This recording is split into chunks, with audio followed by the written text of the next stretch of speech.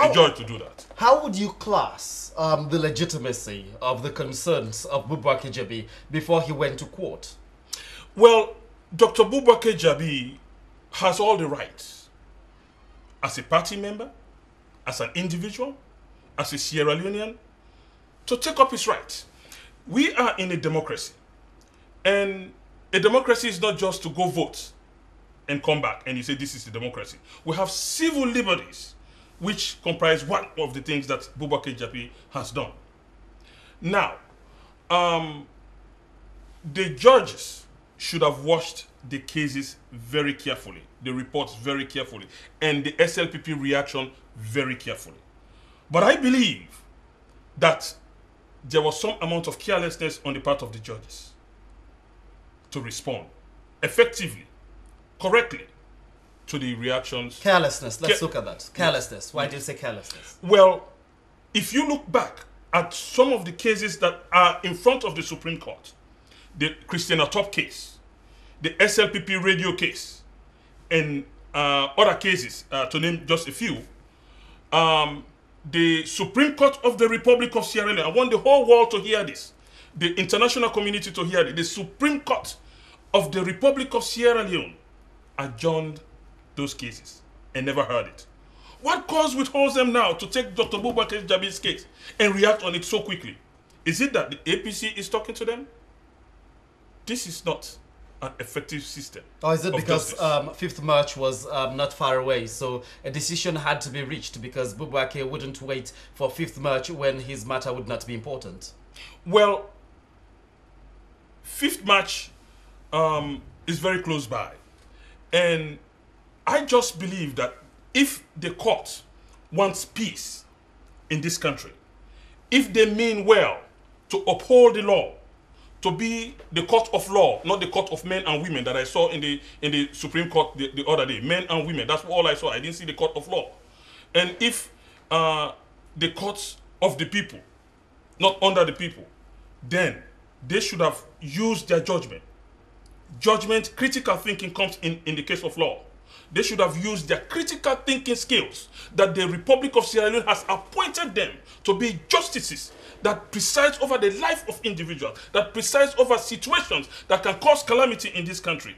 If they are not capable of doing that adequately, and they go in a careless way and just say an injunction, let us put a hold on the 5th March Convention, then it raises the green light, the red light. It is quite not clear at this point. You have just cited 2005 as a precedent when Boubacar Jabi with a similar complaint was kicked out. And this time the law is looking at the matter, well, critically to say, well, you have a point. Do you think because in 2005 they did not take it too seriously, which was wrong, they should do it again because they had done it before, even though when they did it in 2005, they weren't correct? We have 7 men and women, is it 9? 9 men and women, I think, in the Supreme Court. Is it 9? Mm-hmm. 9 men and women in the Supreme Court. It is 9 heads that you sit down together and decide on the whole country issue. It is not a child's play. It is not a minute issue. If they can throw something out in 2005 and they come now and do it, they should explain to me why. They should tell me why it was thrown out in 2005, because I've read everything, then why it is taken now in 2011. The answer to my mind is that they did not take their time to look at issues. And remember, let me repeat this again, that the Supreme Court is being appointed to uphold the law of the land. But if you agree that Boubacar Jabi was right to take SLPP to court, don't you think it is also right that the court ruled in favor of Boubacar Jabi? Yes, the court is right to rule in favor of anyone else. No, in favor of Boubacar Jabi in this case. Well, it is the same case. I believe. I'll have to revisit that again. It is the same case. And the same magnitude. In fact, in 2005, Boubacar, in 1996, I think it was 1996 as well, Boubacar Jabi challenged the legitimacy of President Jankaba after he was elected. This has been a pattern of Dr. Boubacar Jabi. The court should look at pattern. This is a lawyer who knows very well why he's challenging these things. And sometimes, even though he couldn't be completely or totally right, he wouldn't be totally out of place. Yes. But you're going to have to realize, on the other hand, that even if he is a lawyer, there is something they call personal interest and personal favors, or something they can say coerced voluntarism, gimmickry. These things happen in human life, and he's no exception. Even if he is a lawyer, he must have to succumb to those coerced voluntarism. What are you saying here? Who is coercing him to volunteer without his will? My own personal opinion and my feeling is that the APC is doing that. That could be a speculation. That's my speculation, yes. Which doesn't mean you're right. No, it doesn't mean I'm right. But that's my own, after putting all the evidences together, look at it critically as an intelligent man.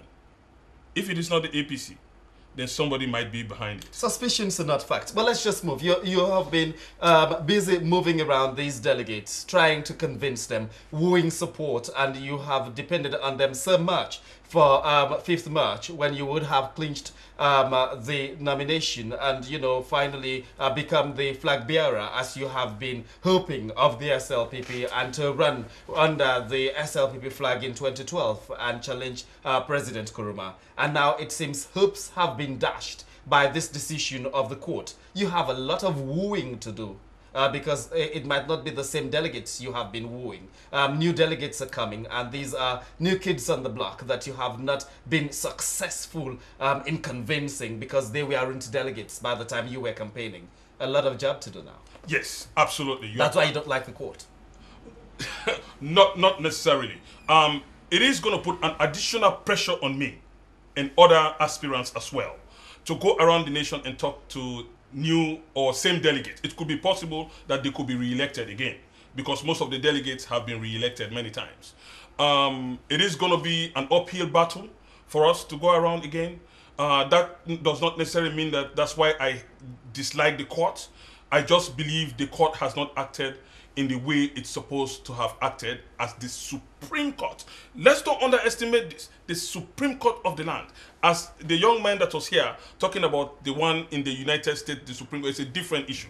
So I think he has to go back and do his research on the American Supreme Court system between Al Gore and President George W. Bush. So I admonish him, let me admonish him to go do another research and do it well before he comes and sits on TV and says those kind of out-of-place salacious details. So let me come back to your question. It is going to be tough for me to go again all over the country. It's 12 districts and over 100 constituencies in this country to talk to them and cajole them and tell them why I am the best candidate to win the 2012 elections against President Ernest Bai Nkrumah. Sengo Nkrumah. Yes. Thank you very much for being here on News Hour with us. You bet. Thank you very much. It's a pleasure. All right. He's hoping to be president of Sierra Leone someday, not far away. He is Major Ishmael Sengo Nkrumah of the Sierra Leone People's Party. He was actually here to respond to a press release that has been issued by the United Democratic Movement. Earlier on, we spoke to the leader of that movement, Mohamed Bangura, who has been criticizing senior members of the SLPP for verbally attacking the Supreme Court.